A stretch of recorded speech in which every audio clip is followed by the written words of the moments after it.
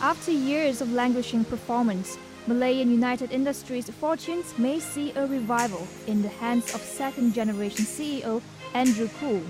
He lays out a turnaround plan to revive and rejuvenate the sprawling conglomerate with business empires stretching from Malaysia to London.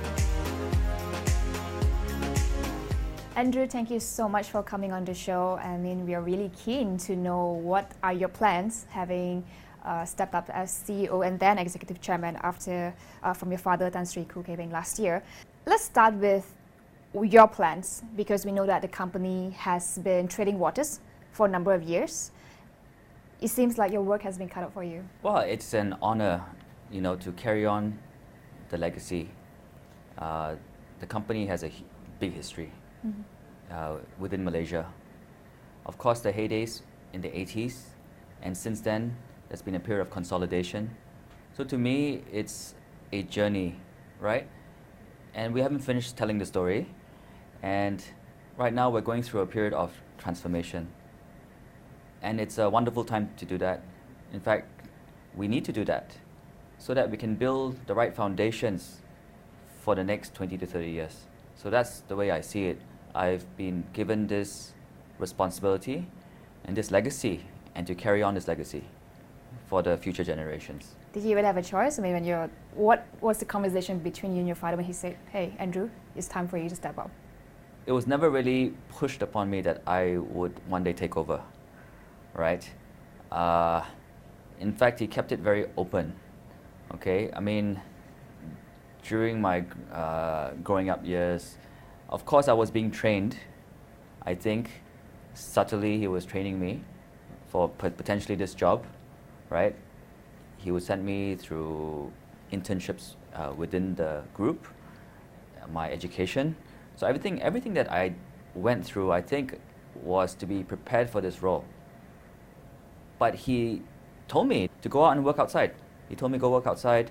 It was never said that I would take over. He said, the right individual and the best person should take over. May or may not be me, it could be other people. So it was never said that, here, this is for you, one day you'll take over, right? But the door was always left open, and when the time came, and he felt it was right, and maybe he observed and he felt that I was the right individual, he did say, come back and take over. You took over as CEO in January 2018, and then Executive Chairman. When you came into the company, when you looked at what was happening, what kind of problems did you notice, and what were the changes that need to happen within the group? I'm familiar with the group. I've been in the group off and on over the last 15, 20 years. Okay, so I knew some of the people within the group. I've had experiences within some of the business units. So coming in, I already had an idea and a sense of what we needed to do, right? And the important thing is laying out a very clear vision, right? And setting the right culture in place. And then more importantly, make our brands and make our product services, everything that we do, make it relevant, right? So that's hence the whole transformation journey. Well, I'll get to your point about relevance, but looking at MUI's business portfolio from Malaysia to London, you have really strong brand names. Laura Ashley, Metrojaya in the retail sector. You have Corus Hotel, where we are at the moment, in the hospitality sector. You're also in the confectionery, financial services businesses. Is over-diversification a problem for you? I mean, are you looking to streamline the operations a bit more? Yeah, I mean, this is a bit of a shift in, I think, strategy. To me, diversification is a good and bad thing.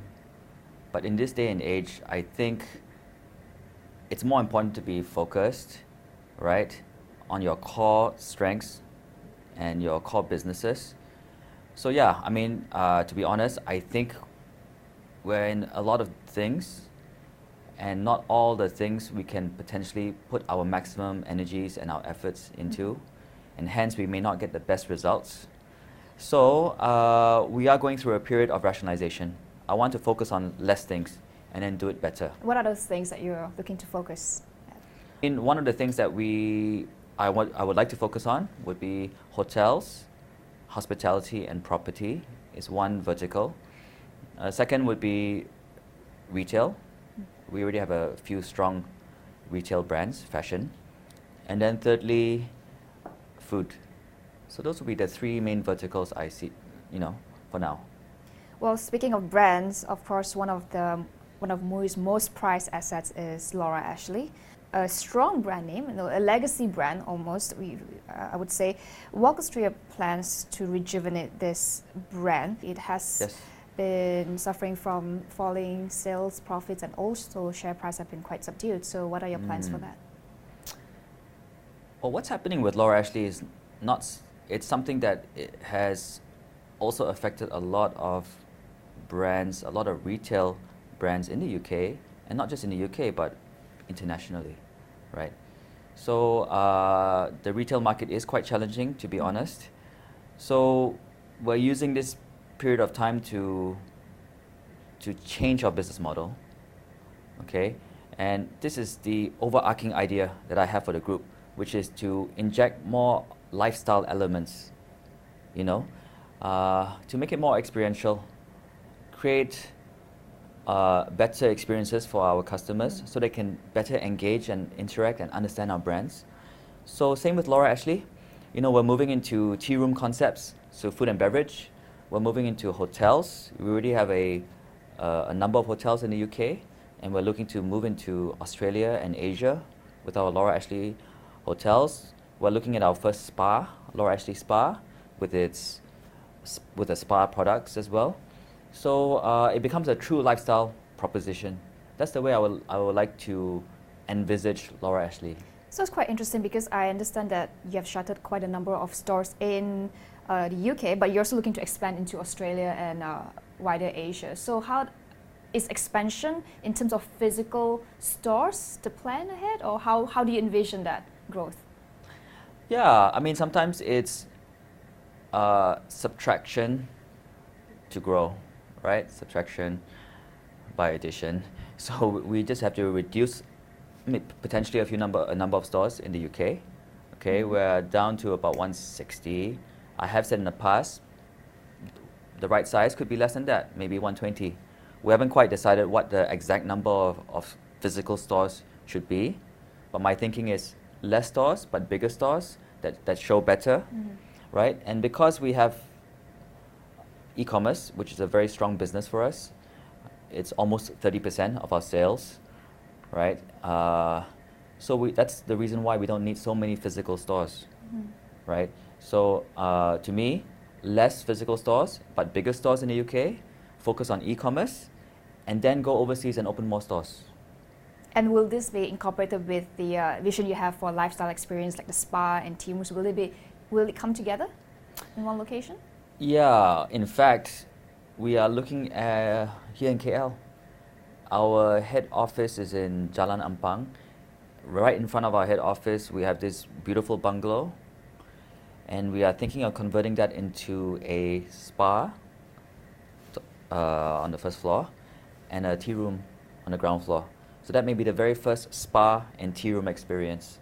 And this will be tied to Laura Ashley? That would be a Laura Ashley concept. Well, I guess it jives with this generation who likes to document everything on social media, right? They want more experience-related services. So let's talk about your target market. For Laura Ashley, a brand like that, who are you selling to? Of course, it's skewed a bit more towards women, no doubt about that.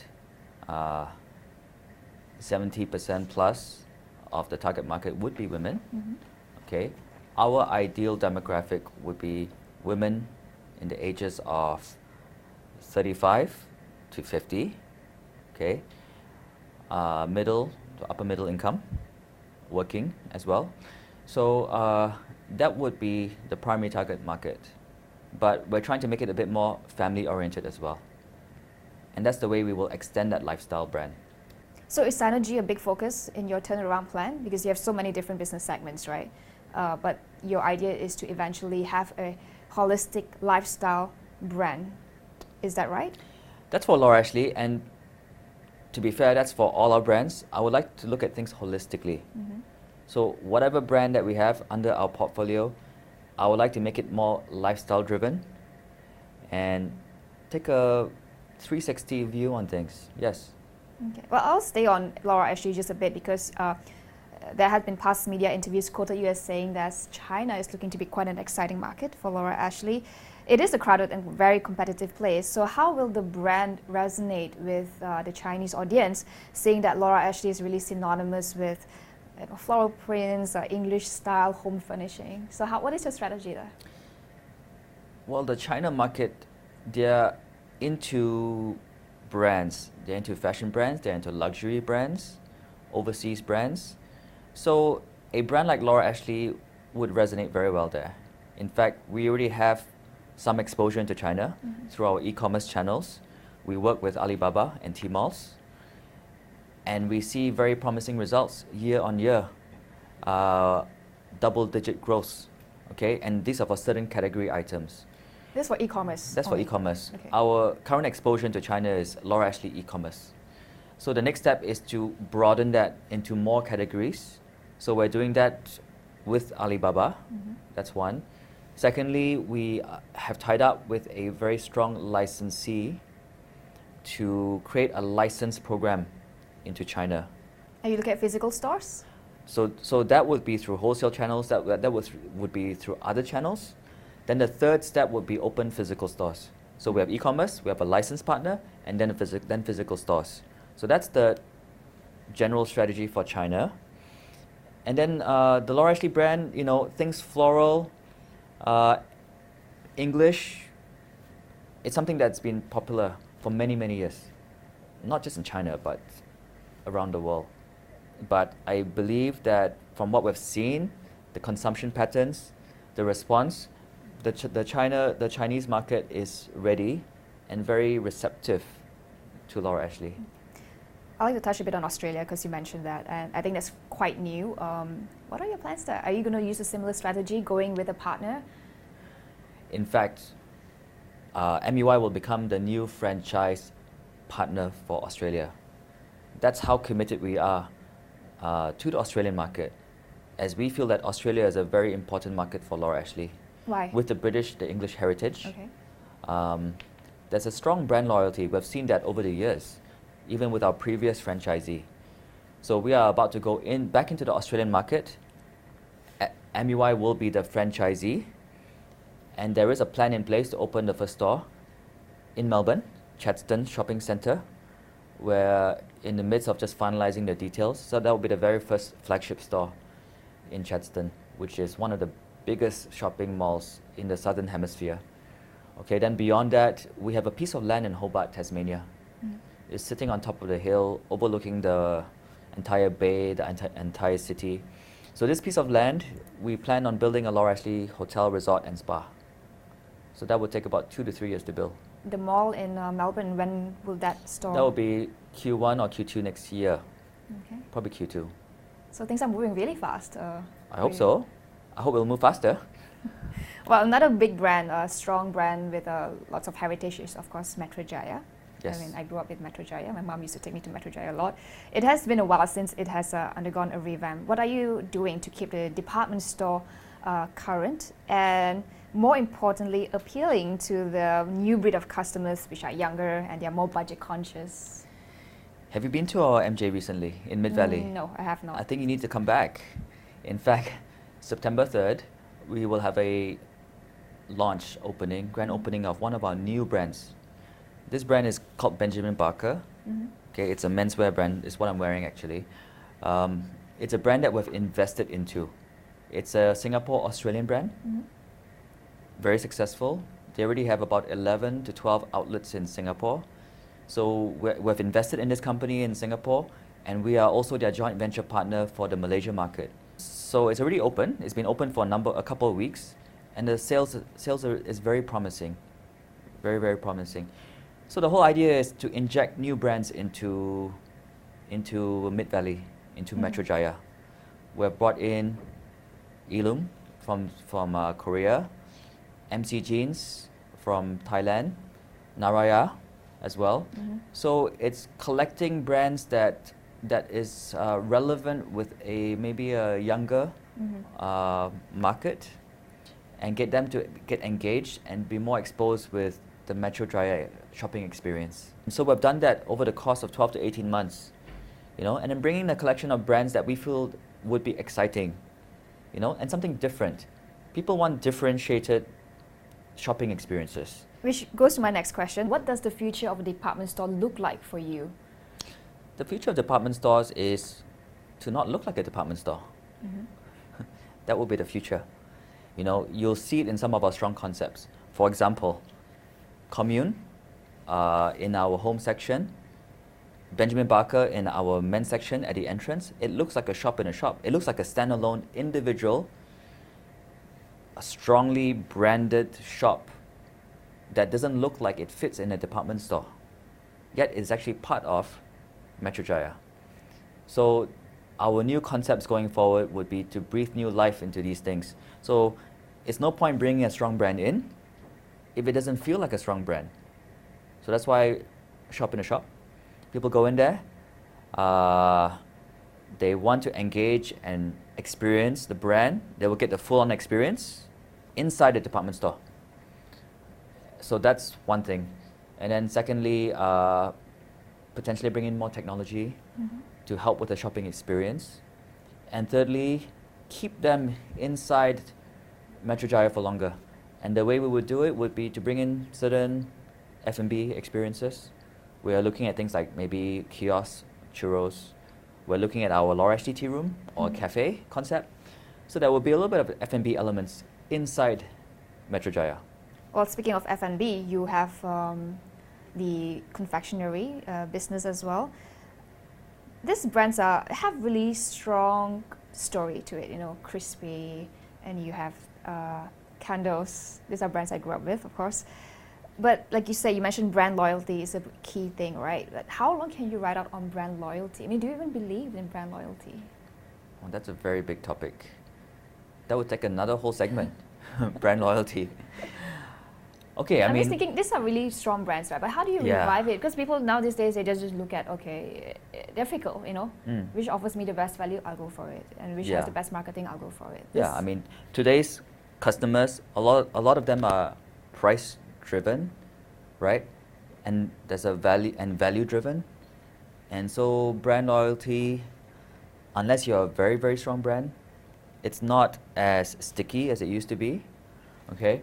So our brands, and a lot of these brands that you've talked about, they've been in the market for 50, 60 years. We have a collection of brands that have been in that market for a long time. Every brand goes through a life cycle, okay? A product life cycle. So we have to revive, extend life cycles, because if you don't, brands can just die, right? The brands you talk about, candles, Tango. In fact, yesterday, I was looking at the new packaging and new redesign of Tango. Okay, Tango it's a chocolate brand that does very well for us.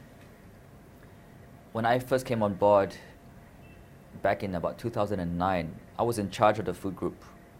Okay, so I had a hand in rebranding all these brands, from crispy chocolates to Tango, Candos, everything. That was under me. And now we have a new leadership inside Network Foods.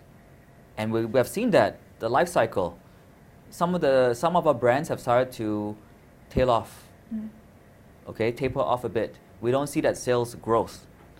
So we're in the midst of doing another rebranding. We've done it for Crispy. We're about to do it for Candos. And in fact, just yesterday, I was looking at the new design and approved the new design for Tango. So this year, or early part of next year, you will see the new rebranding for Tango. And that will breathe new life into this brand and extend the life cycle. I'd like to talk a bit about your property development, because there is a project on Bandar Spring Hill also, which is near Port Dickson. What is your vision there? What are your plans? Once again, it's about lifestyle. It's about aspirational living, okay? It's about giving our customers value, okay? They have to feel part of community, okay? All these principles were put in place, and we've seen an uptake, and we've seen a very positive demand for our housing developments in Bandar Spring Hill. What is the take-up rate there? We launch normally anywhere between 250 to 300 units a year on average. We sell out over the course of 2 years. Okay, first year take-up rate could be 80% plus. So we do see a very strong positive momentum. The next stage is to continue to integrate the lifestyle elements and to build a township, build a proper township. I like to move to hotel. You mentioned briefly about hotel. You've sold a number of hotels in UK, I believe it's 2, and you're looking to sell the one at Hyde Park. So you're not looking to exit the business segment, but you're just looking to revamp and restructure. Tell us your plans for your hotel business. I believe that hotels will always be a core business within our group. Yes, we are looking to divest Corus Hyde Park, okay? But the idea there is to then reallocate some of our assets, recycle some of our assets, you know, into other core businesses. But just because we're selling Hyde Park, it doesn't mean that we're retreating from the hotel business. In fact, far from it. I would like to focus more on the hospitality business. You know, we're putting a lot of effort into the Laura Ashley hotel business. For example, I mean, our very first Laura Ashley flagship hotel in the Bellsfield Lakes District. Before converting it, pre and post, the results are night and day, okay? After conversion, we were able to double our average room rates. We were able to triple our EBITDA, okay, just by doing a proper conversion, rebranding exercise, repositioning. So, yes, we will sell London, but my idea is to go back into London again. It may be a different type of hotel. It will most likely be a Laura Ashley hotel, a bit more boutique. Right now, we have a 388, 400 bedroom hotel. The idea is to, it may not be that size, we'll just go back in with a smaller, focused Laura Ashley Central London hotel. So we're not retreating from the hotel business. We're just repositioning ourselves. Okay, so that's London. And I mentioned to you that we're moving into Australia. We'll open a hotel there. And then for KL And Port Dickson. Port Dickson, we are creating new experiences in line with my lifestyle vision.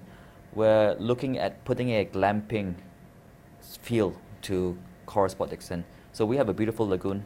We have a beach. We will put a tent right on the beach so that people can enjoy and be close to nature and have beautiful views of the water. So that is currently being planned and should be open soon. Okay, so we're trying to create new experiences for our guests. So that's Port Dickson.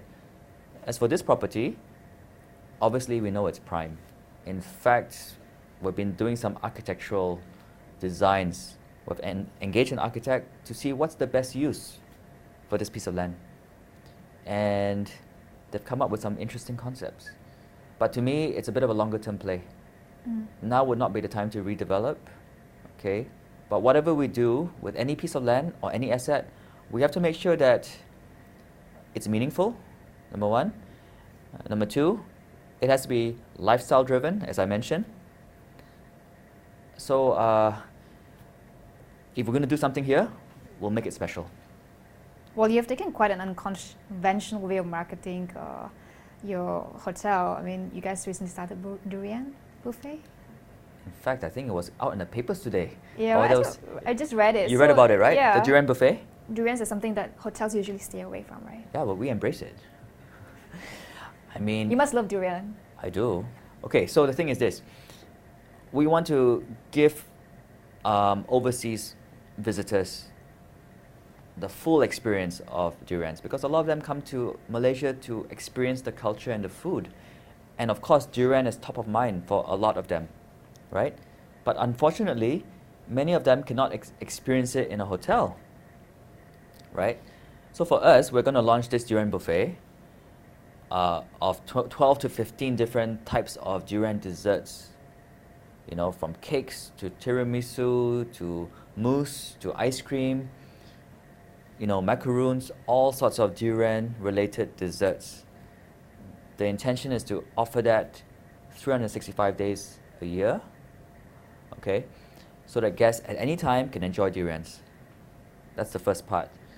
Then the second part is we are going to have a durian tasting room. Now this idea came from, some hotels have like a cigar room or wine tasting or whiskey tasting room. So we will have a separate air-conditioned durian tasting room inside this hotel. And then the idea is to then provide fresh durians.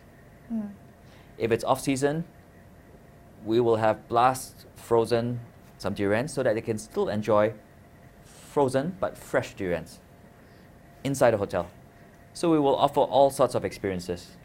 Quite a conventional way of marketing the hotel, but I guess with this turnaround plan, there are certain times you have to take some possibly risky moves. Tell us about your leadership style. I mean, since taking over, certainly your father has built a strong legacy for over 5 decades. When you took the helm, what is your vision and how are you going to maintain that family legacy?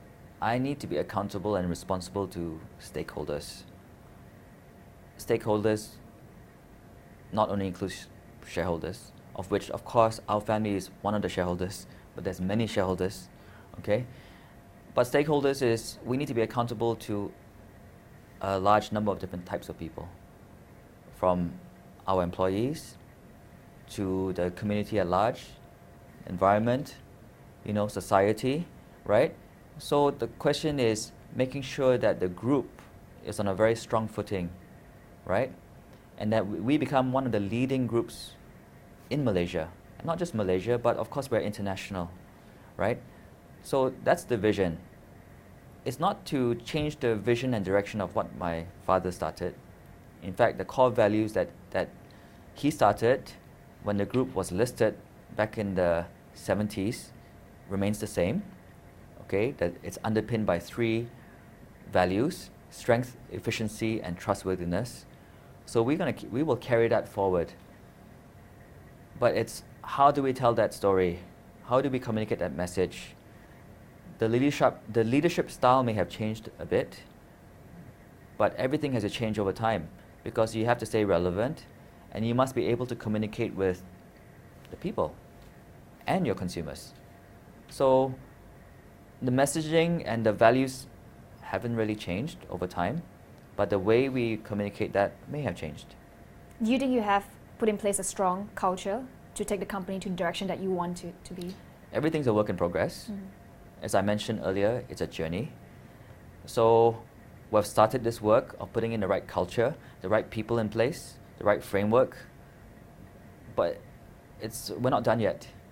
It will take, to put in the right strong team and the right culture, to me, another 6 to 12 months, it will be much more settled. I've been here for about 1.5 years. We've done a lot of work and there are a lot of good changes internally. Another 6 to 12 months, I think we'll be there, and then we'll be able to continue to realize our dreams.